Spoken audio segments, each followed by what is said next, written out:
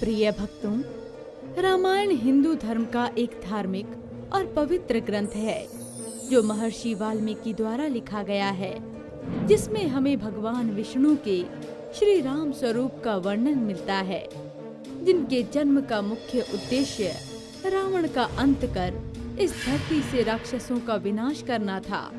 आज हम जानेंगे रामायण की इस कथा के संदर्भ में जब श्री राम के हाथों रावण को मृत्यु प्राप्त हुई, कितने दिनों तक चला था श्री राम और रावण का ये महाप्रलयकारी युद्ध, किस प्रकार श्री राम ने रावण का अंत किया।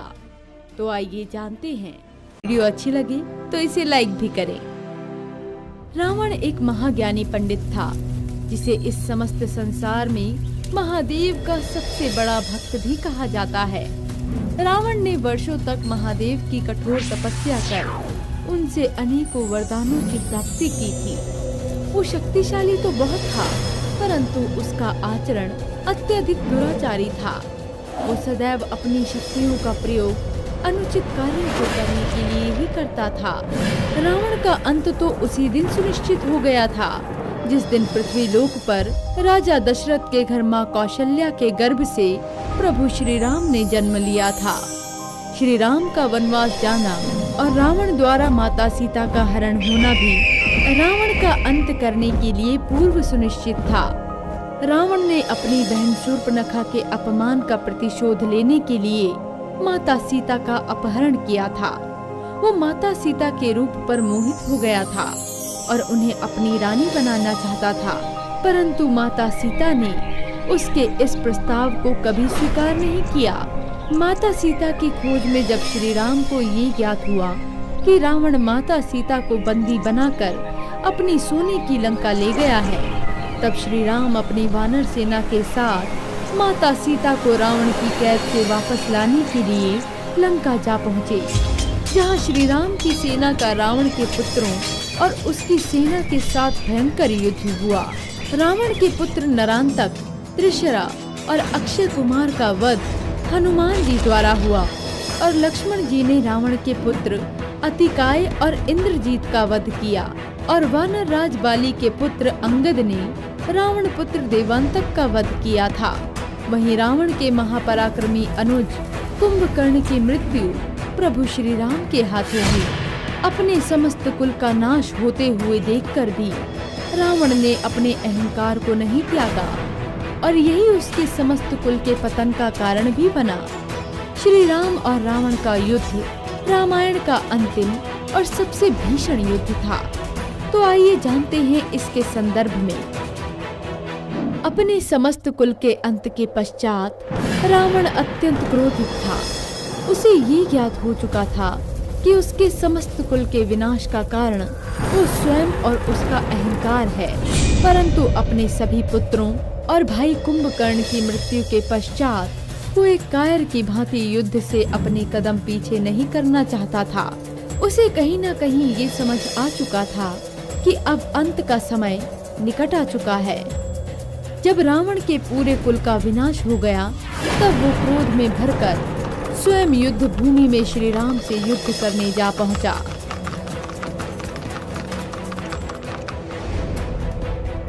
प्रभु, रावण अपने दिव्य रथ पर सवार होकर आपसे युद्ध करने आया है और आप बिना रथ के उससे युद्ध करें, ये मैं कदापि नहीं देख सकता। प्रभु, आप कृपा कर मेरे रथ पर सवार होकर रावण से युद्ध करने के लिए जाएं। श्री राम युद्ध भूमि में जाने के लिए इंद्रदेव के रथ को स्वीकार करते हैं। आज मेरे मन की वर्षों से उबल रही प्रतिशोध की अग्नि शांत होगी जब मेरे हाथों तेरा अंत होगा राम। श्री राम तक पहुंचने से पहले उनके सेवकों का सामना तो कर ले रावण। अब बालक भी युद्ध भूमि में रावण से क्रीड़ा करने आ रहे हैं।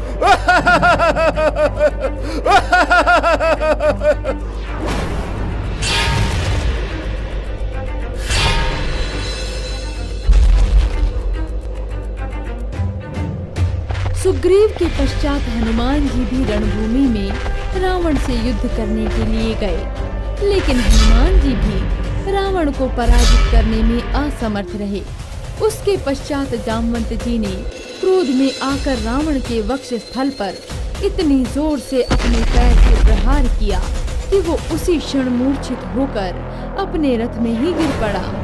रावण को मूर्छित देखकर उसका सारथी मातली रथ को युद्ध भूमि से बाहर ले गया।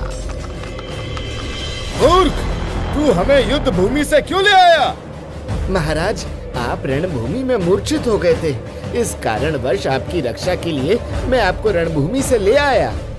मूर्ख, तूने सबके सामने हमारी नाक कटवा दी।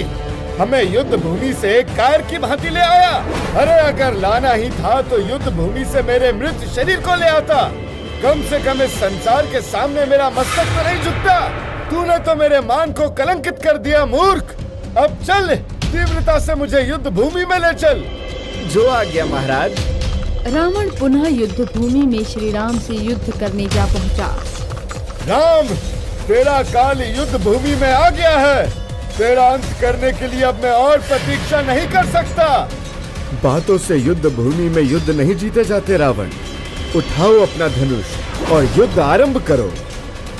इसके पश्चात प्रभु श्री राम और रावण के बीच भीषण युद्ध शुरू हो जाता है।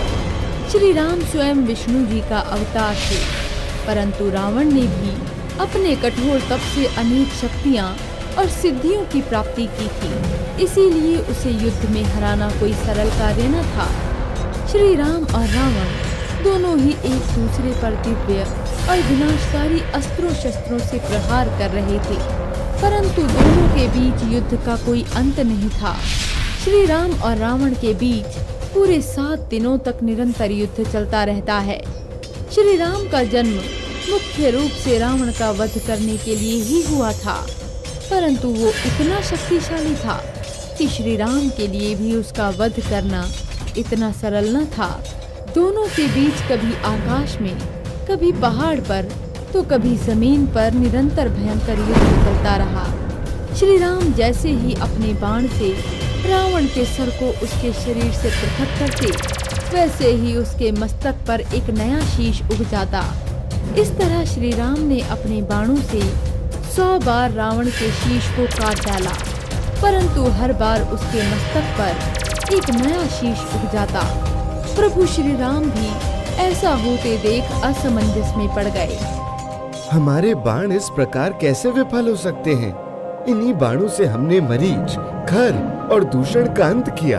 इन्हीं बाणों से हमने अनेक राक्षसों का वध किया, परंतु इन बाणों से रावण का वध करना संभव क्यों नहीं हो पा रहा है? श्री राम को इस प्रकार असमंजस में पड़ा देख विभीषण जी श्री राम को रावण की मृत्यु का मार्ग सुझाने उनकी सहायता के लिए आते हैं। कुलद्रोही, भ्राताद्रोही विभीषण, मेरा पुत्र मेघनाद उचित ही कहता था। यदि मैंने तुझे पहले ही मृत्यु के घाट उतार दिया होता तो आज मेरे कुल का विनाश न होता। आज लंका का इतिहास कुछ और होता। तुझे जीवित छोड़कर मैंने अपने जीवन की सबसे बड़ी भूल की, जिसका परिणाम हमें अपने सभी पुत्रों और अपने भाई कुंभकर्ण के प्राण देकर चुकाना पड़ा। तू इसी क्षण मर गया होता तो आज हमें ये दिन नहीं देखना पड़ता। तू लंका के, अपने कुल के विनाश का कारण है। तू अपने कुल से द्रोह कर दुश्मन के साथ जाकर मिल गया। तुझे तो अपने जीवित होने पर भी निंदित होना चाहिए। ये संसार सदा तुझे एक भ्राता द्रोही, एक कुल द्रोही कहकर पुकारेगा, नीच। रावण, विभीषण जी नहीं, अपितु तुम्हारा अहंकार तुम्हारे समस्त कुल पतन के विनाश का कारण है। हमने तुम्हें इतने अवसर प्रदान किए, परंतु तुमने सदैव हमारे प्रस्ताव को ठुकराया।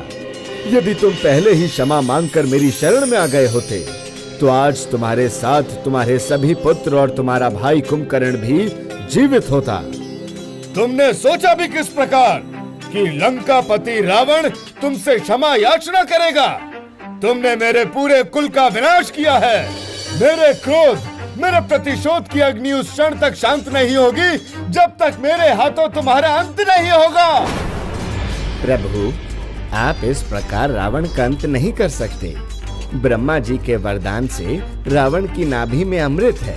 उसके कारण ही उसका एक शीश कटते ही दूसरा शीश उत्पन्न हो जाता है। प्रभु, उसका अंत करने के लिए आपको उसके नाभि विवीर के मूल का अमृत सुखाना होगा, जिसके लिए आपको अग्निस्त्र का संधान करना होगा। तभी आप रावण का अंत करने में सफल हो सकेंगे। विभीषण जी के मार्गदर्शन से श्री राम रावण की नाभि पर आग्नेय अस्त्र से प्रहार करते हैं। उसके प्रहार से रावण की नाभि का अमृत सूख जाता है। श्री राम! इन अंतिम शब्दों के साथ ही रावण का अंत हो जाता है और उसके भीतर की ज्योति निकलकर श्री राम के अंदर समा जाती है।